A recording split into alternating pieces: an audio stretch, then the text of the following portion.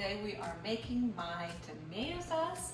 And again, I have a cameraman that doesn't want to be introduced, so it's a really big help, helping me out in the kitchen today. Once I get my tomatoes in-house, yes, you can rinse them off with the hose outdoors, but I like to also extra wash it in my sink. So I'm gonna fill this up with water, really wash everybody real nice and clean. You wash out your sink nice and well, plug it up, and fill it up.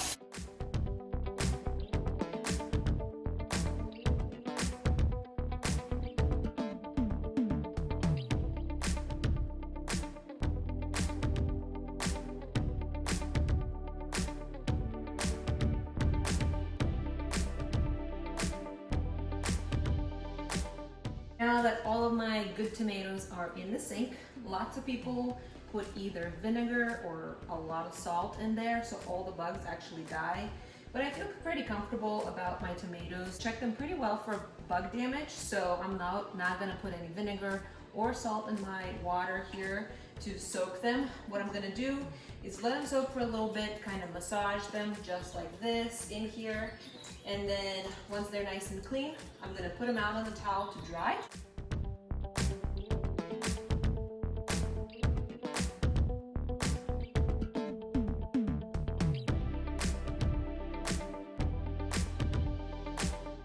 Now that we washed all our tomatoes, placed them to dry. By the way, look how beautiful it all looks. We're gonna do the same thing with our peppers and our herbs, and then we'll be ready to start cooking.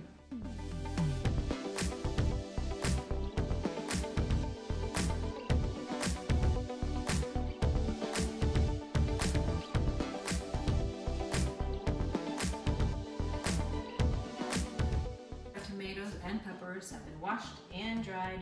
We're gonna take them one by one. Basically what I do is cut them in smaller pieces, cut out anything that's hard or imperfect, put them in a big dish, just like that. We're gonna layer all of this and then put it in the oven because you wanna roast it, get rid of most of that moisture, and then I'm gonna come back and show you what I do later. So once you have your tomatoes chopped up, I actually put a few peppers in the corner as well. Kind of spicy ones and then just bell peppers. I don't want a lot of that flavor. Mostly it's just tomatoes. No seasoning on it yet. So what I'm gonna do is come through with some olive oil. Just drizzle it up top. Honestly, I think it just gives it a little more flavor.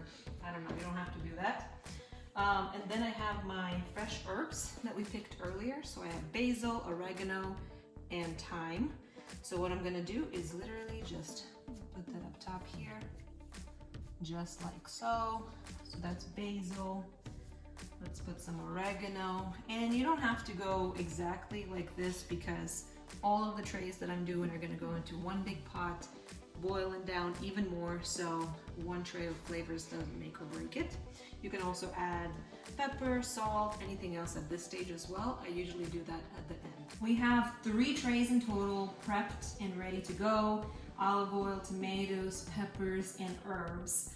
Again, like I mentioned, you can season whatever you want, but what we're gonna do is put them all in here. By the way, how beautiful do they look? If your food does not look beautiful, you know, it doesn't make you feel like you want to cook. But once it looks this gorgeous, of course you want to cook it.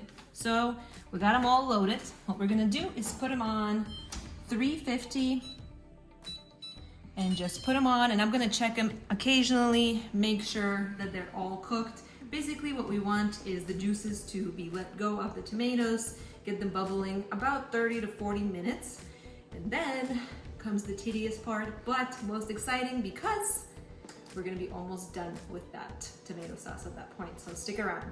But I have still a ton of tomatoes left. I honestly don't have time to process all of these tomatoes today.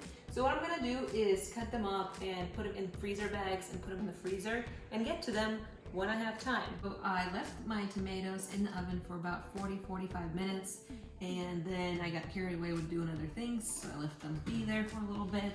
So they're not very hot anymore, but look how beautiful they look. Our herbs are dried out up top. Tomatoes are nice and roasted. So I'm gonna take all of these guys out and we'll start working on them. So you can put your herbs on the bottom of the plate and they will infuse all that flavor in there, or on the top. I like either or, so these are nice and dried and crispy. So I'm going to actually put the dried herbs right into the blender and I'm gonna blend it up with my tomatoes. Don't worry about the big chunks. We'll blend this up and then we actually strain it to make a beautiful sauce, just like this over here. And it's nice and smooth. And this is where we'll reduce it even more, season it, and it just looks delicious already. So as I was taking these off and putting them in here, I decided to actually put all of them in here and just blend them up without adding the tomatoes first. And that will make a good seasoning, or herbaceous seasoning for our sauce. So we're gonna blend this up and then put them in here. So I blended up our herbs here and they look nice and fine right over there. I'm going to put them right in this tomato sauce right here. That will add a lot of flavor to our sauce. Take our tomatoes right out of the pan, just like so. Load them up. Obviously, if you have a bigger mixer, it will speed things up. But I have small cup mixer, which also works. I'm just showing you, you can work with whatever you have on hand. I put everything in there, just like so, right about there.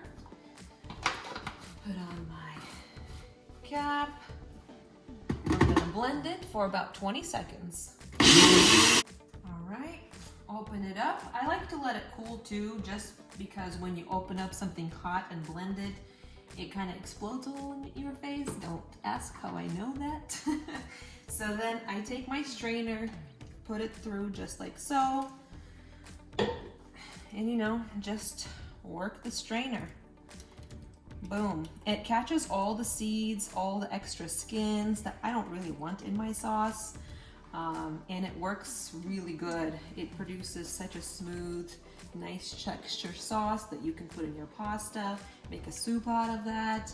You can literally use it for anything. Put it on sandwiches, whatever you want. Yes, it's a little bit strenuous, so if you have other, you know, instruments to do this, that will work fine, but I'm just showing you, you can do simple things like the strainer from a Dollar Tree that I got actually.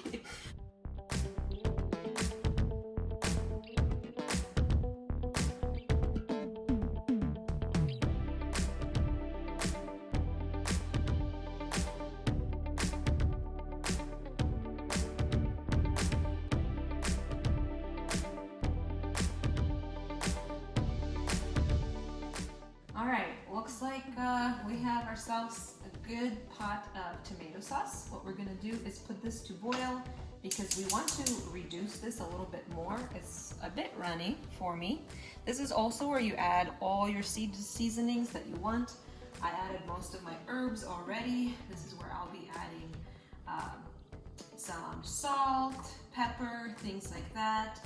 If you want us to be more of a traditional pasta sauce, this is where also you can add sugar. You can freeze this sauce. You can put it in bottles. You can can the sauce. You need to follow proper guidelines for that. But I just put it in the fridge, and then what else I don't use, I put it in the freezer. It lasts for many months. I've done it myself. Tastes delicious once I take it out. So I hope I inspired you to get yourself a little bit dirty with some tomato sauce and go garden a little.